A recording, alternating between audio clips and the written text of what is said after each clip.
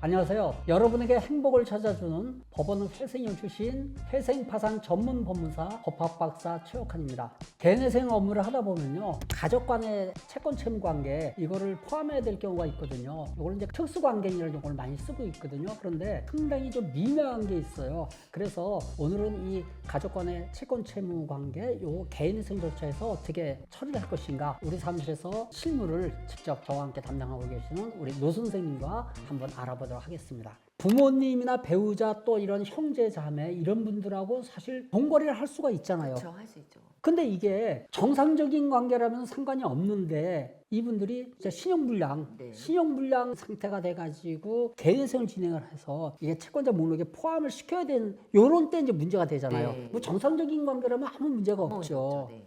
그러면은 우리가 법원에서는 기본적으로 이게 잘 안 받아주려고 그러죠. 네. 이걸 어떻게 처리를 해야 돼요? 일단은 법원에서는 무조건 처음에는 빼라고 할 건데 그렇죠. 뭐 처음부터 뺄 필요는 없고 일단은 넣어서 최대한 우리가 설득을 시켜야죠. 소명을 뭐 금융자료를 가지고 이거는 빌려준 게 맞고 내가 이 사람한테 갚아야 되는 부분, 아무리 가족이라도 갚아야 될 건 갚아야 되는 부분이 맞으니까 그런 식으로 해서 저희가 최대한 포함을 시켜서 진행할 수 있게 서류를 요구를 하고, 그러니까 가장 중요한 건 금융 자료인 것 같아요. 그렇죠. 네. 그러니까 이제 우리는 사실 법원의 입장을 모르는 건 아니에요. 네, 맞아요. 왜냐면 이걸 집어넣게 되면은 손해 피해자가 발생을 하죠. 다른 채권자분들. 그렇죠. 이분들이 줄어드니까, 예. 사실은 갖고 갈 돈을 못 갖고 가는 거예요. 그래서 이제 법원에서는 그거를 빼라고 이제 하는 건데요. 그 입장을 모르는 건 아닌데 네. 우리는 채무자의 이익을 최우선으로 하는 거 아니에요. 네. 그래서 이제 채무자한테 어떻게든 이익이 될 수 있도록 우리는 최선을 다해야 되고, 그래서 법원에서는 가족의 채권을 개인회생 채권자 목록에 집어넣게 되면은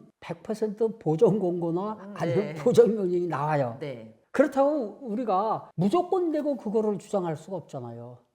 그렇죠. 그때 아까 말씀하신 대로 어떤 자료를 이제 자료가 해야 되는데 정말 중요한 그게 쉽지가 않잖아요. 뭐 현금으로 받으시는 분들도 많아요. 가족 간이다 보니까 네. 뭐 차용증을 쓰는 것도 사실 현금으로 받은 경우는 네. 그건 뭐 어쩔 수 없는 거죠. 그거는 이제 결국 힘들다고 봐야 되고, 네. 아무리 통장으로 왔어도 뭐 금액에 따라서 뭐 안 되는 경우도 많고 이러기는 하는데 할 수 있는 건 다 해봐야죠. 뭐 예를 들어서 어머니가 나의 돈을 빌려줬을 때 대출을 받아서 만약에 빌려줬어, 그러면은 뭐 그런 건 자료를 다 소명을 해서 내가 안 갚으면 어머니가 갚아줘야 되는 상황인 거잖아요. 그렇죠. 예를 들자면 그런 소명 자료라든지 최대한 찾아서 인정을 받을 수 있게 하는 게 이제 가장 중요한 거죠.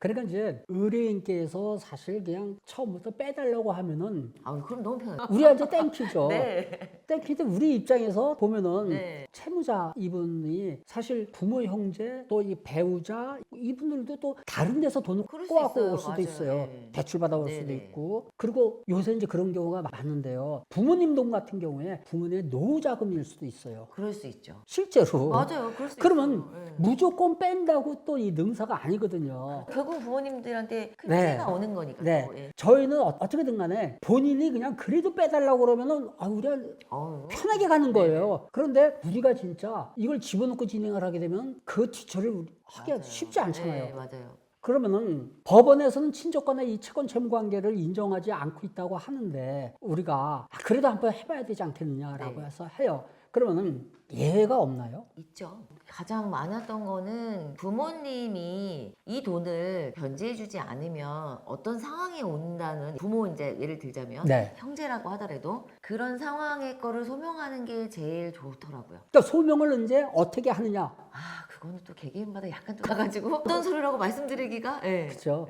이제 잠깐 여기서요. 소명이라고 한다면은 익숙지 않은 법률 용어가 될 수도 있거든요. 어떠한 주장, 사실을 법원에 이제 입증하기 위한 증명하기 위한 증거 자료라고 생각을 하시면 됩니다. 근데 이제 개인회생 파산에서는 이게 엄격하게 그거를 뭐 증명을 하는 게 아니라 형사사건이 아니잖아요. 그래서 이런 경우는 법원은 설득할 수 있는, 법원을 이해시킬 수 있는 그러한 정도, 요거를 이제 소명이라고 하거든요. 그래서 소명 자료를 제출을 해가지고 법원을 설득시킨다, 이 말씀 그렇죠. 이제 드린 네, 겁니다. 네. 근데 이제 거기서 사실은 금융자료라든지 이런 게 있으면은 좀 그래도 난데, 근데 이제 법원에서는 보통 보면은 판결을 요구하기도 하고요. 돈을 빌리면서 공정증서 네. 이런 거를 있으면은, 어제 상담을 한 가운데도 언니가 동생한테 사업자금 빌려주면서 이 사람이 공정증서를 받은 게 있어요. 네. 그래가지고 그걸 채권자 목록에 이제 집어넣은 케이스가 있는데요. 그런데 사실 부모 형제지간에 재판 걸기도 그렇고 네. 강제 집행 더더구나 못 가잖아요. 못하죠. 그래서 우리가 법원을 설득시킬 때 무조건 되고 그냥 이거를 인정을 해주세요 할 수가 없죠. 네. 개개인의 케이스마다 다 틀린데 다르긴 하죠. 네. 그래서 제일 좋은 게 주장 그리고 근거 이거 논리적으로 네, 해가지고 맞아요. 법원을 설득시키면은 설득시키고. 사실 전혀 안 되는 건 아니죠. 안 되는 거죠. 맞아요. 되는 그렇죠. 경우가 있어요. 그래서 여러분들 오늘 이제 이 영상에서 말씀드리고 싶은 거는요. 가족 간의 그 채권 채무 관계 있잖아요. 이 특수관계인이라고 이제 얘기한다고 그랬죠. 이거를 처음부터 아예 안 집어넣게 되면요. 기대 가능성이 없잖아요. 없죠. 그러니까는 안 될 때는 안 되더라도 네. 물론 그게 포함이 안 되고 가족 간의 채권 채무가 채권자 목록에 들어가지 않으면요. 우리는 너무 편해요. 그런데 여러분들의 생활이 그만큼 힘들어져요. 그런 거 생각하지 마시고요. 저희가 최대한 법원을 설득을 할 테니까요. 여러분들은 서류 준비 빨리빨리 하셔가지고 맞아요. 저희가 계속 그 말씀 드려요. 다른 유튜브 영상에서 보면요. 고민들 하지 마시고요. 서류만 빨리빨리 갖다 주세요. 이런 얘기를 많이들 하시거든요. 저희도 마찬가지입니다. 법원이 인정을 하든 안 하든 그거는 법원의 몫이고 우리는 법원에서 인정을 받을 수 있도록 최선을 다하는 게 우리가 네. 할 일입니다. 네. 그러니까 여러분들 걱정하지 마시고요. 저희들만 믿고 여러분 마음 놓으세요. 저희가 최선을 다하겠습니다. 오늘 개인회생에서 가족간의 채권 채무 여기서 굉장히 그 미묘한 부분이거든요. 이 친족 간의 채무를 중심으로 우리 사무처에서 같이 실무를 직접 이렇게 처리하고 계시는 노 선생님과 알아봤습니다. 여러분 개인회생 포기하지 마십시오. 저희가 응원해드리겠습니다.